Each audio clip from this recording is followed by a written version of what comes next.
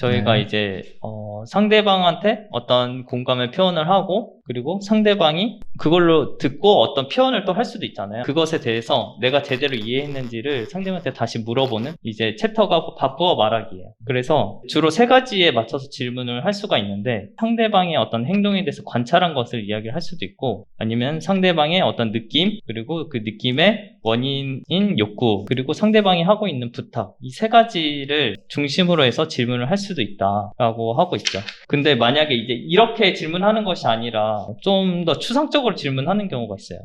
기분이 어때? 어떻게 해주면 좋겠어? 이렇게 질문했을 때는 이제 상대방이 심리치료사 같은 인상을 받을 수 있다 이런 이야기를 하고 있어요. 그래서 상대방도 뭘 대답해야 될지 좀 모호하기도 하고 좀 방어적으로 나올 수도 있고 그럴 수 있다라고 이야기를 하고 있어요. 그리고 이 되풀이하는 것들이 오해받을 가능성도 있다. 상대방을 내가 되풀이하는 거를 오해받을 수도 있다라고 이야기를 하고 있는데 그 이유가 그 말을 들었을 때 상대방이 좀 뭐 말장난하는 거야? 이런 식으로 이제 생각이 들 수도 있다는 거죠. 그래서 그런 부분에 대해서 좀 조심히 사용하는 것들이 좀 필요하다라는 것도 얘기를 하고 있습니다. 저는 모리스님이 얘기하셨던 되풀이해주는 거에서 실제 사례에서 상대방의 이야기를 되풀이해주다가 제가 아는 지식 안에서는 상대방이 쓰는 언어를 사용해서 그대로 되풀이해주는 게 제일 좋다. 라고 이제 이해를 하고 있었는데 그분이 받아들이기에는 왜 그렇게 내 말을 자꾸 반복하냐. 너의 언어를 써서 반복했다면 더 좋았겠다. 뭐 이런 피드백을 좀 받아가지고 그렇구나. 그런 인상을 줄 수도 있구나 라는 생각을 했어요. 그때 이제 우리가 또 선택할 수 있는 거는 그때 그 표현했을 때 그 사람의 마음에 또 공감해 주거나 아니면은 내 마음을 표현할 수도 있어요. 내가 왜 그런 선택을 했는지. 나는 당신이랑 좀 더 연결되고 싶고 아니면 그러니까 당신의 이야기에 좀 더 공감하고 싶어서 그렇게 내가 좀 이해한 대로 좀 설명해 보려고 노력을 했다. 그게 당신한테 좀 불편함을 주었다고 생각을 하니까 좀 안타깝다. 아니면 뭐 속상하다. 내 어떤 느낌이나 내 욕구에 대해서 MVC를 또 표현할 수 있는 방법이 있지 않을까 이런 생각이 드네요. 그때 저는 미안하다고 했던 것 같아요. 속상하다 이런 거보다. 그랬더니 미안할 필요는 없어요 이렇게 얘기했는데 권일님이 그때 당시에 그분의 느낌에 대해서 되게 책임감을 느끼셨나 봐요. 제가 평소에 항상 책임감을 느끼고 있나 봐요. 그래서 가장 가까운 사람한테는 엄청난 책임감을 느끼고 좀 먼 사람한테도 좀 약한 책임감을 느끼는데 상대방의 감정이나 느낌이 내 탓이다 이렇게 생각을 하나 봐요. 그런 게 아직 있다는 생각이 듭니다. 그런 것들이 저를 좀 부담스럽게 하는 게 있어요. 관계 속에서. 그래서 관계들을 다 없애버리고 싶은 충동을 느낄 때가 좀 종종 있죠. 혹시 뭐 이 소챕터에서 또 나누고 싶은 이야기가 있을까요? 저는 이 읽으면서 궁금했던 게 있는데 지금 뭘 가지고 이야기를 하는 거야? 기분이 어때? 왜 그렇게 느껴져? 내가 어떻게 해주면 좋겠어? 그러니까 이 단순한 정보를 묻는 질문을 할 때 내 느낌과 욕구를 표현하면 편안함을 줄 수 있다고 이제 이야기를 하고 또 그 밑에 상황이나 억양을 통해 우리의 욕구와 느낌이 이미 명확하게 정해졌다면은 느낌과 욕구를 전달하는 표현하는 단계를 생략할 수도 있다라고 표현을 하고 있어요. 여기 써 있어요. 그러면 우리는 어떻게 상대가 우리의 욕구와 느낌을 충분히 알고 있는지를 알 수 있는가? 저는 충분히 전달했다고 생각을 했을 수 있는데 상대가 그렇지 않을 수도 있잖아요. 그런 상황에서도 이걸 굳이 다시 말하는 거는 이제 대화에 방해가 된다고도 써 있으니까 어떻게 해야 될지 잘 모르겠어요. 지금 자연님의 표현에는 상대방한테 나의 어떤 느낌이나 욕구가 좀 잘 전달이 되고 그리고 그걸로 인해서 이 사람이 좀 안심을 하거나 좀 편안해지기를 바라는 마음이 있었을까요? 네, 그렇죠. 그러면은 그거를 상대방에게 질문을 통해서 알 수 있을 것 같아요. 지금 내가 너 이야기를 듣고 내가 이렇게 표현을 했는데 지금 너 마음은 좀 어때? 그렇게 물어봄으로써 그 친구의 어떤 느낌이나 이런 것들이 충족된 욕구의 느낌들이 좀 더 가까워지면은 지금 내가 표현했던 것들이 좀 잘 전달됐을 수도 있다 이런 생각이 들 수도 있고 아니면은 그 느낌, 상대방이 표현했던 느낌을 기반으로 해서 그 다음 대화를 또 이어나갈 수도 있을 것 같아요. 어떠세요?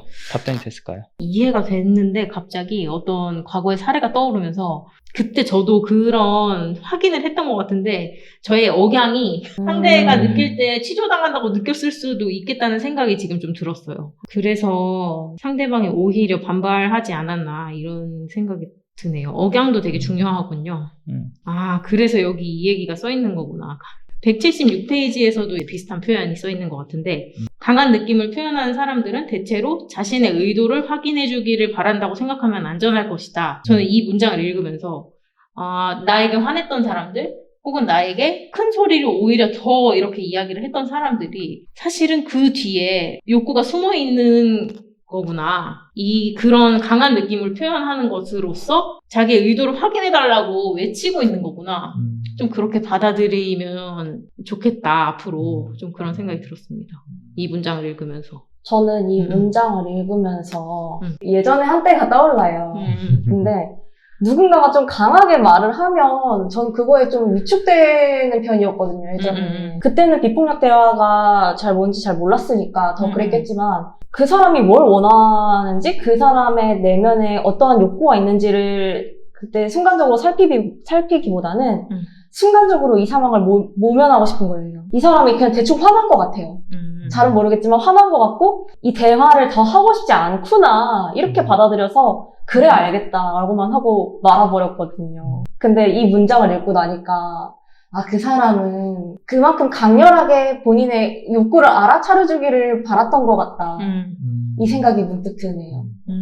저도 이제 이 MVC를 배우고 나서 어떤 사람이 자신의 어떤 강한 감정을 가지고 표현을 할 때 이렇게 위축되기도 했던 그런 과거의 그 경험들이 있거든요. 근데 그때 떠올리는 것이 어떤 상상을 해요. 이 사람이 지금 자신의 어떤 괴로움, 욕구가 충족되지 않아서 막 괴로워하고 있는데 소리치고 있다. 약간 이런 거를 머릿속으로 좀 상상을 했었던 것 같아요. 그럼으로써 지금 이 사람이 뭘 알아달라고 하는 거지? 약간 이렇게 좀 바라보니까 그 사람을 바라볼 때 좀 더 이제 연민으로 바라보게 되는 그런 경험들이 있었어요. 되게 중요한 문장이었던 것 같습니다. 저는 모리스님이 하신 말씀을 들으면서 과거의 기억을 제 머릿속에서 다시 편집을 했어요. 어떻게요? 마냥 위축되고 그래 알았다라고만 하고 그 자리를 피했던 저의 그 과거의 모습을 물론 과거의 일이라 바꿀 순 없지만 제 머릿속에서 그 저의 과거의 모습을 빼내서 다시 그 자리에 앉혀놓는 거예요. 지금의 제 모습으로. 그래서 저한테 강하게 무언가 말하고 있는 그 사람 앞에 서서 그 사람의 내면을 보는 거죠. 이 사람이 정말 이렇게 몸부림치고 있구나 하면서 알아봐주면서 그냥 제가 그 과거의 기억을 다시 재편집하니까 뭔가 마음이 되게 평온해지고 저 혼자 그 상황을 해결한 것 같아요. 저는 그 상황에 대한 미해결 그런 감정 같은 거를 아직까지 느끼고 있었어요. 근데 제가 해결한 것 같아요. 축하드립니다. 그 상황이 되게 불편했었는데. 네, 아직까지 뭔가 그때 그 자리가 저 아직까지 선명했거든요. 너무 만족스럽습니다. 좋다. 저는 여기서 또 한 가지 하고 싶은 말이, 네. 그러니까 저는 과거에 강한 느낌을 표현하는 사람들이 주변에 많았는데, 근데 저는 그런 분위기에서 자라다 보니까 강한 느낌을 표현하는데 저 사람이 나를 사랑하는 것도 알아. 그러니까 저 사람이 저렇게 강하게 표현하는 데는 이유가 있겠구나 이런 생각을 하면서 약간 강하게 표현할 때 사실 좀 되게 위축되고 모리스님이 표현하셨던 것처럼 무섭고 그렇잖아요. 근데 그 감정들을 무시하면서 이 사람이 나에게 뭘 주려고 하는지에만 집중을 하니까 저는 성장기에 그래서 제 감정을 많이 무시하면서 살았던 게 아닌가 이런 생각이 갑자기 들어서 강한 느낌을 표현하는 상대방의 의도를 이해하는 것도 되게 중요하지만 동시에 나에게 느껴지는 감정들도 같이 돌보는 게 중요하겠다. 동시에 하는 게 중요하다. 이런 생각이 들었습니다. 자유님의 느낌을 같이 돌봐드리고 싶네요. 감사합니다. 저는 강한 느낌을 표현하는 사람이었어요. 제가 주로. 왜냐면 그냥 그런 환경에서 저도 자랐던 것 같아요. 강한 느낌을 강하게 말을 하지 않으면 받아들여지지 않으니까 강하게 화가 나고 또 받아들여지지 않는 경험을 계속하다 보니까 표현도 세지고 마음도 세지고 해서 맞아.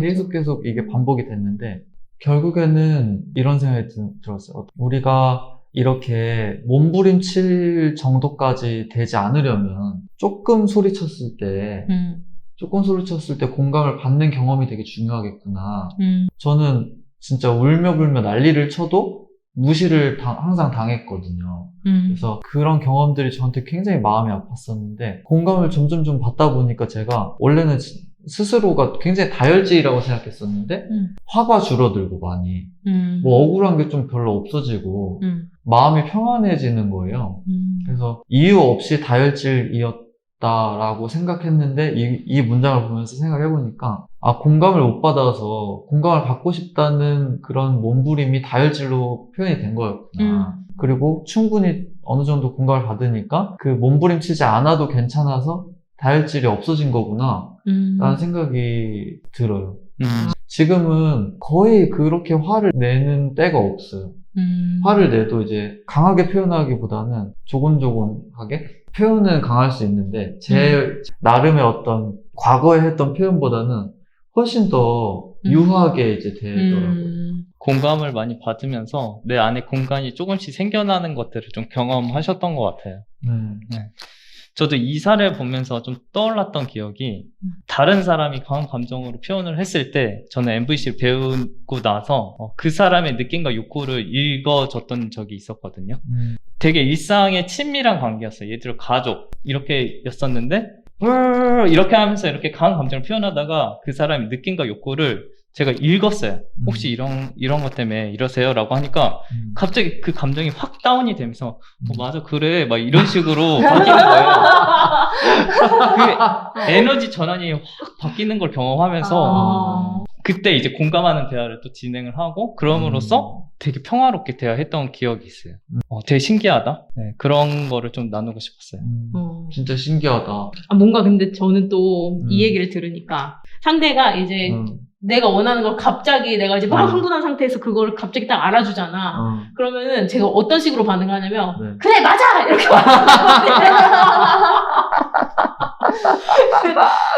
여전히 강한 느낌으로 그렇구나. 그게 갑자기 떠올라면서 나는 왜 에너지 전환이 안 됐을까 그때. 더 필요했던. 근데 그 말을 뱉고 나서 바로 에너지 전환이 됐던 것 같기도 하고. 그러네요.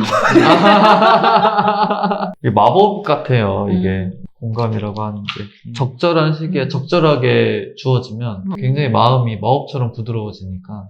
그래서 이 뒤에 178페이지 빨간색 박스 상단에 나와 있는 게 위협적인 표현 뒤에는 단지 자신의 필요를 채우려고 우리에게 호소하는 사람이 있을 뿐이다라는 문장이 있어요. 그리고 듣기 힘든 말은 누군가의 삶을 풍요롭게 할 수 있는 기회가 된다. 그러니까 그 위협적인 표현을 한 사람의 삶을 내가 풍요롭게 할 수 있는 기회를 가질 수가 있는 거죠. 그 사람한테 기여하거나 도움이 될 수 있는. 왜냐면 그 사람은 욕구를 호소하고 있는 사람이니까. 그러니까 그 사람이 그렇게 표현을 그 정도까지 할 정도였으면은 그 사람 삶 속에서 그 욕구가 충족되지 않았던 경험들이 많았을 가능성이 높아요. 그렇기 때문에 그런 욕구를 충족해줄 수 있는 어떤 누군가를 만난다거나 그런 표현을 들으면은 그 사람 입장에서는 엄청난 감동도 될 수도 있고 그 사람의 욕구가 충족되는 경험들을 하면서 그런 위협적인 어떤 표현이나 이런 것들이 줄어들 수도 있는 거죠. 이런 식으로 강한 표현을 하는 사람들을 이해할 때 좀 더 삶에서 감사가 늘어날 수 있는 것 같다는 생각이 들었어요. 저 사람에게 기여하고 행복을 선물해주고 내가 조금 더 성장할 수 있는 계기를 만들어주는 사람이니까 그런 존재니까 저런 사람이 내 곁에 있어서 되게 내가 성장할 수 있고 이래서 되게 감사하다까지 생각해 볼 수도 있겠네요. 그래서 저희가 이제 모임을 진행을 하면서 들었던 말 중에 사람들의 어떤 힘든 얘기를 많이 하잖아요. 우리 모임에 오다 보면은. 그러면 그런 힘든 이야기 듣는 거 지치지 않냐, 힘들지 않냐 이런 얘기를 많이 들어요. 생각만 해도 너무 지친다. 어떻게 하냐 이런 얘기를 하시는데 저는 이게 저한테는 답변인 것 같아요. 그런 이야기를 다른 사람이 했을 때 그 사람의 삶을 풍요롭게 할 수 있는 기회를 내가 갖는 거라서 너무 기쁘다. 진짜 맞는 말이에요. 그게 저도 그런 생각을 하면서 모임을 하고 있고, 사실 이런 것을 가까운 사람에게 하기가 어렵다는 게 되게 안타깝고, 가까운 사람에게 이런 것들을 선물해 줄 수 있는 나의 상태 혹은 그 사람의 상태가 어렵다는 게 안타까워요. 저도 좀 아쉬움은 있어요. 저도 진짜 가까운 사람들한테 오히려 더 하기 어렵고 이런 것들이 있어서 이제 모임에서 어떻게 보면 저도 연습할 수 있는 기회가 되는 거죠. 성장하고 배우고 그 사람들한테 도움도 되면서 그 서로에게 되게 도움이 되는 시간 가지고 있는 것 같아요. 언젠가는 저도 제가 정말 가까운 사람들한테도 자연스럽게 물론 이제 지금은 노력해서 표현을 하긴 하지만 좀 더 자연스럽게 할 수 있는 어떤 시간이나 이런 때가 오기를 좀 기대하는 마음도 있어요. 그 말을 들으니까 뭔가 감동이 오네요. 그러니까. 뭔가 뭉클하네요. 혹시 이 챕터에서 더 표현하고 싶으신 거 있으세요? 충분합니다. 네. 그러면은 그 다음에 공감 지속하기라는 챕터가 있어요. 그러니까 이 공감 지속하기는 우리가 관찰 느낌 욕구 부탁 이 프로세스대로 진행을 하잖아요. 근데 이 관찰 느낌 욕구 부탁으로 진행해야만 한다라는 또 생각을 가지고 하다 보면은 공감이 또 충분히 안 될 수도 있기 때문에 상대방한테 이게 충분히 공감이 되고 있는지를 확인하는 것들이 좀 필요하거든요. 예를 들어서 여기에서는 이렇게 설명을 하고 있어요. 상대방이 충분히 공감 받았을 때는 긴장감이 해소되는 것을 느끼고 상대방이 말을 멈추는 것을 볼 수가 있다라고 되어 있어요. 182페이지에. 그래서 아까 말씀드렸던 어떤 에너지 전환 경험을 한다던가 아니면 더 이상 상대방이 할 말이 없어져서 좀 멈춘다던가 이런 경험들을 좀 할 수도 있다라는 것을 좀 이제 말씀을 드리고 싶었어요. 이 공감을 지속하는 게 어려웠던 이유가 모리스님 방금 설명해 주신 것처럼 관찰 느낌 욕구 부탁으로 해야 된다는 생각 때문에 제가 멈추는 게 좀 어려웠던 것 같다는 생각이 드네요. 그 전에 이제 MVC 수업 들으면서 그때 물론 연습하는 시간이기는 했어요. 그래서 이제 모여가지고 상대가 어떤 감정에 대해서 이야기를 하고 이제 그 감정의 숨은 욕구가 뭐였는지를 찾는 게 이제 워크숍이었는데 제가 너무 욕구를 잘 찾는 거예요. 그래가지고 한 번에 빡빡 맞추니까 이게 그럼 넘어갈까요? 이렇게 하고 그냥 넘어가지는 거지. 근데 그랬더니 나중에 다른 조별 모임에서는 내 욕구를 이해받은 것 같다. 그래서 되게 즐거웠다. 이런 피드백이 나오는데 이제 저희 모임에서 그런 피드백이 나온 거죠. 너무 답 맞추고 끝난 것 같아가지고 충분하지 않았다. 그게 이 내용인가 봐요. 사실 이게 구체적으로 어떻게 하면 좋을지 이런 고민이 좀 들 수도 있거든요. 그래서 제가 좀 깨달았던 거는 공백을 주는 거. 그러니까 그 순간에 계속 어떤 말로 채우려고 하지 않는 거. 우리가 그런 상황이 되면은 막상 뭔가 계속 어떤 말을 해줘야 될 것 같고 뭔가 침묵이 흐르면은 안 될 것 같고 이런 생각이 들기도 해요. 근데 그 순간에 그냥 말하지 않고 침묵으로 그냥 어느 정도 시간을 좀 갖다 보면은 상대방이 자신의 어떤 느낌이나 욕구에 대해서 제가 만약에 질문을 하고 추측을 해서 이야기를 하면은 상대방이 그 시간 동안 자기가 표현하고 싶은 것들을 해요. 대신 시간이 필요한 것 뿐이에요. 자신이 그거를 느끼고 내면을 들여다볼 시간. 그래서 저는 이제 공백을 주는 거를 좀 추천을 드리긴 해요. 침묵. 그러면은 이제 상대의 느낌을 읽어주고 나서 그냥 상대가 충분히 그 느낌이 맞는지를 확인하고 표현을 할 때까지 기다리는 게 공백을 주는 건가요? 네. 표현을 하고 예를 들어 뭐 제가 느낌에 대해서 추측을 했어요. 혹시 이런 느낌이 드세요? 얘기를 하면 상담에 네, 뭐 이런 느낌이 들어요. 라고 얘기를 하고 나서 좀 기다리는 거예요. 그 느낌에 머무를 수 있는 시간을. 그러다 보면은 그 느낌과 관련돼서 자기가 하고 싶은 말들을 막 하는 경우도 있어요. 너무 어렵네요. 지금 잠깐 상상을 해봤는데 네. 제가 그 공백을 참는 게 되게 어려운가 봐요. 이런 느낌을 너가 느꼈니? 라고 물어봤을 때 상대가 맞아요 라고 대답을 했어요.